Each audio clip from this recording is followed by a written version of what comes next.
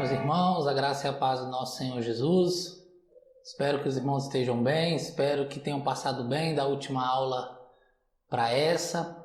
E vamos lá, dando continuidade ao nosso estudo da segunda carta de Paulo a Timóteo.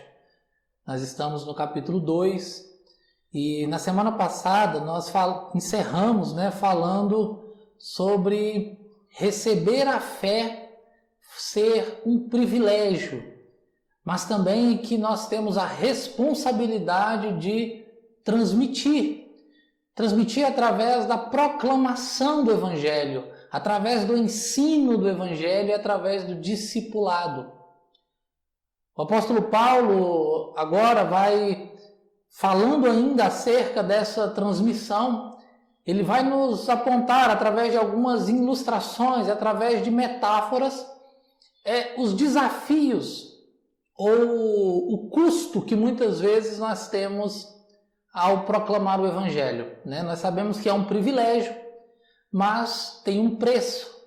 A salvação, ela é pela graça, ela é totalmente um favor que nós não merecemos. Nós não fazemos nada para conquistar a salvação, mas agradar a Deus, trabalhar no reino, tudo isso tem um custo, um preço. O próprio apóstolo Paulo estava pagando esse preço agora quando ele escreve essa carta. Ele está preso, está em uma masmorra, está ali sofrendo, já havia sofrido antes muitas outras aflições, foi açoitado, apedrejado, tentaram matar, humilharam, mas ele mesmo assim seguia, louvando a Deus e engrandecendo o nome do Senhor. As três metáforas que o apóstolo Paulo vai usar aqui do versículo 3 até o versículo 6 é a metáfora do soldado, do atleta e do lavrador.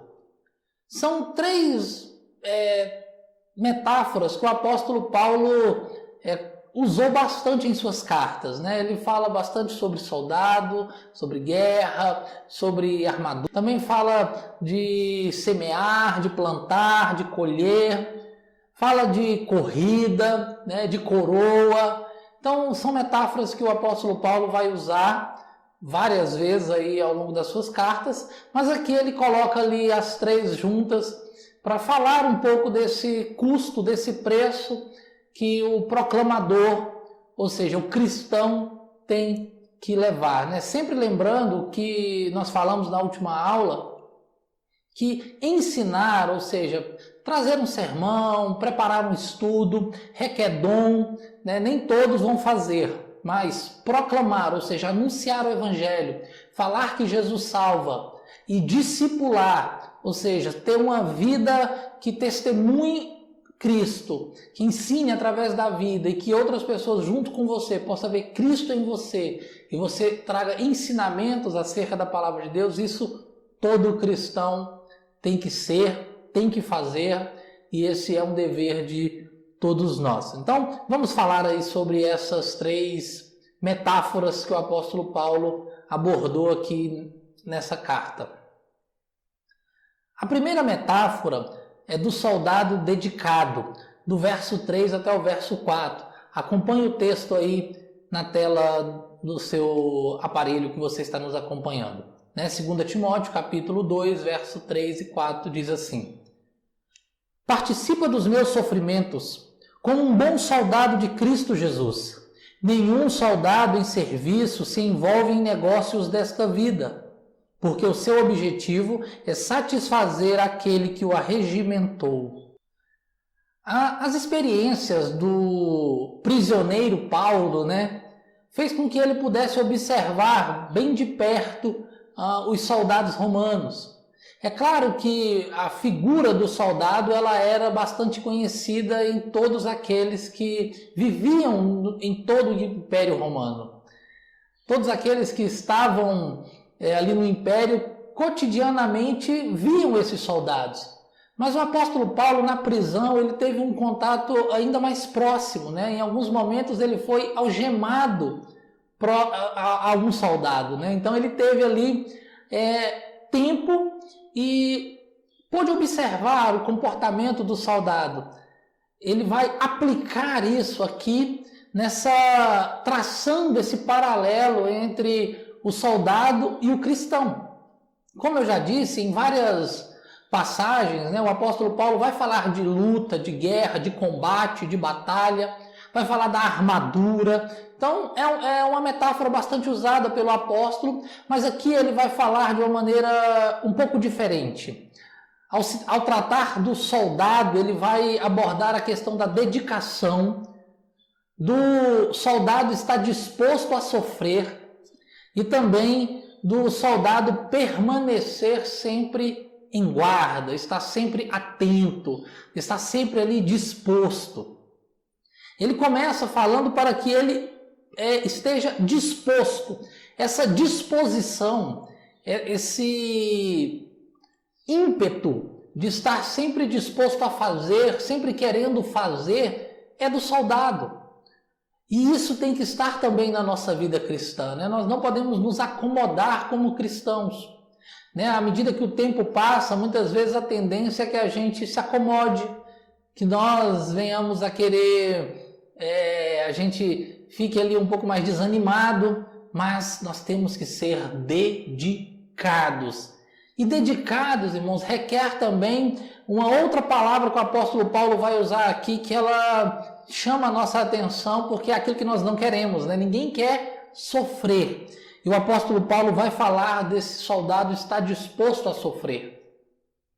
Meus irmãos, ninguém vai a uma guerra pensando em tirar férias, Ninguém vai a uma guerra pensando em ir lá para descansar, para trazer um pouco de tranquilidade à mente. Quando se vai a uma guerra, se sabe que vai sofrer. Se sabe que vai ter momentos tensos, vai ter momento de dor, vai ter momento de cansaço, vai ter momento onde a fadiga vai falar para o seu corpo para ele parar. E tudo isso, o soldado, quando vai para a guerra, sabe que vai passar. Dentro do Evangelho, Jesus nunca quis nos enganar, ou nunca foi a intenção dele trazer um Evangelho, ou essa proclamação do Evangelho que fosse algo light, vamos chamar assim, algo mais tranquilo do ponto de vista humano. Não. Jesus disse que no mundo nós teríamos aflições. Ele disse que o mundo o odiou e também nos odiaria. Nós sabemos que o Evangelho, ele confronta, o Evangelho, ele mostra para o homem o seu erro, e isso nem sempre é recebido com flores, com abraço, com aplauso. Muitas vezes, mesmo você fazendo o que todo cristão tem que fazer, que é pregar o Evangelho com amor, com gentileza, que é pregar o Evangelho com compaixão, mesmo você fazendo isso da maneira com que Jesus fez, mesmo assim muitos irão se levantar. Jesus pregou com amor, com carinho, e mesmo assim muitas pessoas o odiaram e quiseram o matar, como de fato o fizeram. Então, para proclamar, viver o Evangelho, ser sal e luz, vai gerar sim muito sofrimento. Não é fácil você, em determinados momentos, agir como cristão. A gente, muitas vezes, somos tentados a agir conforme a carne quer, com raiva, com ira, mas o Evangelho vai falar para que a gente tenha que nos conter, e isso muitas vezes vai gerar uma angústia, vai gerar um sentimento de fraqueza, vai gerar um sentimento de humilhação, e nós temos que estar preparados para colocar o reino de Deus acima de tudo, porque é isso, meus irmãos, que o apóstolo Paulo está falando do soldado. Para o soldado, a razão principal dele estar ali é que é o que o motiva. Não é o seu interesse particular, não é o seu interesse pessoal. É a causa pela qual ele está lutando, ela está em primeiro lugar. O Evangelho tem que estar em primeiro lugar na nossa vida. É algo que nós temos que ter sempre em nossa mente. Temos que estar cientes disso. Como soldados de Cristo na proclamação do Evangelho, o Evangelho está acima de todas as coisas. O Evangelho está acima do nosso querer, do nosso fazer, do nosso daquilo que nós pensamos e muitas vezes aquilo que nós queremos colocar na frente. Nós somos soldados e como soldados o Evangelho está acima. E é por isso que nós temos que permanecer sempre firmes, em guarda, dispostos, atentos. Porque o apóstolo Paulo vai falar aqui que o soldado não se envolve com negócios dessa vida. Para falar sobre isso, não se embaraçar, não se envolver com negócios dessa vida, eu gostaria de dizer primeiro o que o apóstolo Paulo não está dizendo. O apóstolo Paulo não está dizendo que o soldado ele deixa de viver quando ele está em guerra.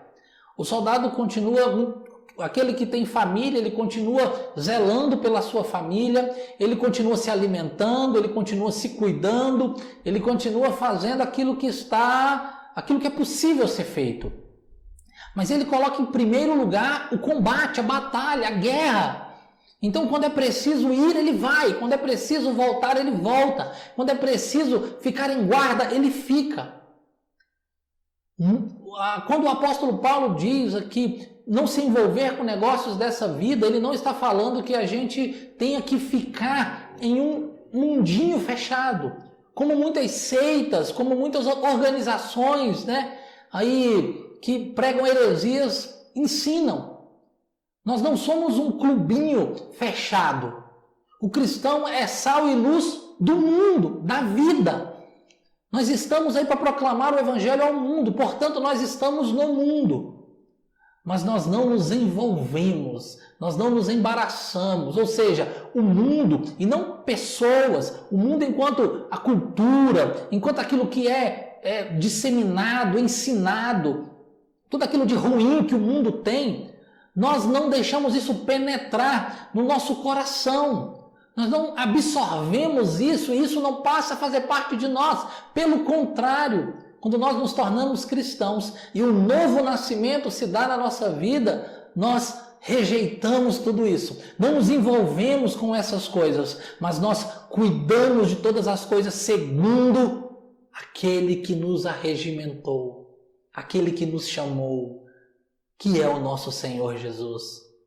O soldado em uma batalha, ele está ali, ele tem um comandante, ele tem uma causa, ele tem um país ou um império. No caso do soldado romano, nós temos uma causa, que é a proclamação do Evangelho. E nós temos um comandante maior, que é o nosso Senhor Jesus, que nos enviou. Nos enviou a proclamar, a anunciar, a pregar, a testemunhar. Então somos chamados para sermos um bom soldado. Soldado dedicado, disposto a sofrer, que não deixa se entrelaçar, se envolver com as coisas desse mundo. Soldados de Cristo Jesus. Amém? A segunda metáfora que o apóstolo Paulo traz aqui é a do atleta. No versículo 5, acompanhem na tela comigo, ele diz: igualmente o atleta não é coroado se não lutar segundo as normas. Meus irmãos, nenhum atleta, nenhum competidor, nem na idade antiga, né, que Paulo está aqui mencionando, nem nos tempos modernos, ou em qualquer período de tempo, o atleta ele entra ali na arena, no estádio, no ginásio e faz o que lhe dá a telha, né? Por exemplo, vai ter os Jogos Olímpicos. Quando você entra ali no estádio e está tendo uma competição, por exemplo, de 100 metros livres, você não vai ver um corredor pulando, o outro saltando, o outro arremessando peso, né? O outro dando salto ornamental. Não. Em uma competição de 100 metros livres, os atletas irão correr, porque as regras são essas. Um não sai primeiro, o outro depois e cada um sai na hora que quer. Não, vai ter ali um momento da largada onde todos irão sair juntos. Tem a roupa, tem a questão ali do calçado. Existem regras. Quando o apóstolo Paulo fala de ser atleta, ele, nas suas cartas, ele vai abordar várias metáforas aí, né, de corrida, de chegar primeiro, de ser coroado. Mas aqui ele está falando de regras. E meus irmãos, aqui para nós aplicarmos a vida daquele que proclama o Evangelho, daquele que prega o Evangelho, o apóstolo Paulo não está falando sobre anunciar de qualquer maneira. É isso que ele está dizendo. Não devemos anunciar o Evangelho de qualquer jeito. Existem regras. E qual é a regra? A palavra de Deus. Ela é a nossa regra de fé e prática. O que isso quer dizer? Eu creio naquilo que ela ensina. Eu pratico aquilo que ela ensina. Eu não posso sair e dizer que em nome de Deus eu posso falar qualquer coisa, eu posso fazer qualquer coisa, eu posso agir de qualquer maneira. Ao falar que existem regras e que nós devemos segui-las, o apóstolo Paulo está nos ensinando aqui que nós devemos seguir aquilo que Deus nos passou. Pregar o Evangelho mesmo, e aqui, meus irmãos, eu vou mais além. Mesmo que o Evangelho esteja, mesmo que a palavra esteja correta, mesmo que o texto que eu esteja usando seja texto bíblico, eu não posso fazer isso de qualquer maneira. Eu tenho o jeito correto, a maneira correta. O Evangelho ele é pregado e ensinado em amor, em reverência. Eu tenho que saber, quando eu estiver falando de Jesus, que eu estou falando daquele que morreu na cruz por mim e que é Deus. Então não é feito de qualquer maneira, requer dedicação. O atleta, ele tem regras nos treinos também. Para quando ele vai praticar, ou seja, trazendo para a nossa realidade, nós temos que estudar, nós temos que ver os vídeos, nós temos que aprender. Mas não podemos, em hipótese alguma, fazer de qualquer maneira, de qualquer jeito. Um outro ponto, e agora trazendo para o momento mais moderno, né, do atleta, nós temos aqui o doping. O que é o doping? É quando o atleta usa uma substância para ele poder levar vantagem. Muitas vezes ele leva uma pequena vantagem, mas aquilo o adoece. Aquilo está fazendo mal para ele por dentro. Em muitos casos, né, nós vemos aí alguns que praticam alguns esportes que ele vai usar esse anabolizante, ele vai inchar em determinado momento, ele não vai crescer, ele vai inchar. E aqui eu tomo a liberdade para usar uma frase, né, que esse pastor que fala isso, ele disse que ele ouviu de um missionário, mas eu vou atribuir a ele porque eu ouvi dele, né, o reverendo Cirso Rodrigues. Ele diz que nós temos que adquirir musculatura espiritual. Ou seja, se eu estiver usando o doping, eu estiver usando coisas erradas, eu não vou atingir essa musculatura espiritual, mas eu vou acabar tendo um inchaço. E é isso que as igrejas muitas vezes têm feito. Tem usado o doping da mentira. Tem chamado as pessoas dizendo que elas vão parar de sofrer, que elas não vão ter aflições, que elas vão, ao se converter, elas vão ficar ricas, milionárias, né, vão multiplicar tudo aquilo que elas tinham. E isso é mentira. Isso é doping espiritual. Isso é um engano. E está levando muitas pessoas para o erro. Está contaminando muitas pessoas esse doping. A regra da palavra de Deus nos ensina que nós devemos confiar nele, que nós devemos crer nele. E ainda que me falte muita coisa que eu penso ser necessário, eu vou ter tudo o que eu preciso, porque é ele quem me conhece. Vamos sofrer, vamos ter lutas, vamos ter aflições, mas ele vai estar conosco em todos os tempos. A regra, a palavra de Deus nos ensina isso em toda e qualquer situação. As regras já estão em nosso coração e em nossa mente. Jeremias 31, 33. E vai colocar na nossa mente. É o que o apóstolo Paulo fala em Romanos 12. Essa renovação da mente, essa transformação, a maneira de anunciar o Evangelho, de pregar o Evangelho, a seriedade, a reverência, o compromisso com a regra de fé e prática, que é a Bíblia Sagrada, tem que estar acima de tudo e acima de nós mesmos quando nós estivermos anunciando. Não é de qualquer jeito, é da maneira com que Ele quer que a gente faça. Amém? A terceira e última metáfora para nós concluirmos é a metáfora do lavrador. Ele diz assim no verso 6: o lavrador que trabalha deve ser o primeiro a participar dos frutos. Meus irmãos, o sucesso da plantação, da colheita, né, da lavoura, só será bem sucedido através de muito esforço, cuidado, dedicação do lavrador.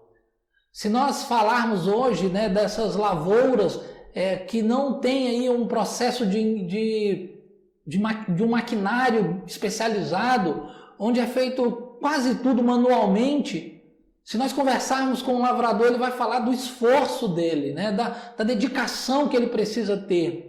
E se nós olharmos para o lavrador do período do apóstolo Paulo, era ainda maior. Tudo manualmente feito, tudo de maneira ali física. Precisava de um empenho muito grande, de um empenho muito maior.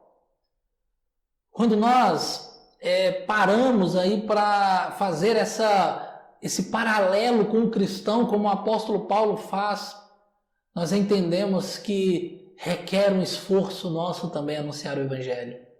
Requer dedicação. Requer colocar a mão na massa mesmo, trabalhar em prol da proclamação, em prol do anunciar, do ide que o Senhor Jesus nos ordenou. Então nós temos que estar dispostos em toda e em qualquer circunstância a trabalhar para o reino. É interessante que o lavrador ele tem que fazer, e as desculpas não vão gerar resultado. Por exemplo, não adianta ele falar que está frio, porque o lavrador tem que levantar muitas vezes de madrugada. Não adianta ele falar que o sol está quente, porque muitas vezes ele vai ficar aí no dia debaixo de um sol escaldante. Não adianta ele dizer que as mãos estão doendo. Isso vai explicar, né? Como no meio militar diz, explica, mas não justifica. Isso vai explicar. Mas se ele chegar ali para a terra e dizer, olha, eu não arei, eu não plantei porque estava frio, porque estava calor, porque minhas mãos estavam doendo, porque eu estava cansado, porque eu já fiz muito e agora eu não posso fazer mais. Isso vai explicar a situação, mas a terra continuará sem produzir, porque precisa do esforço, precisa do trabalho.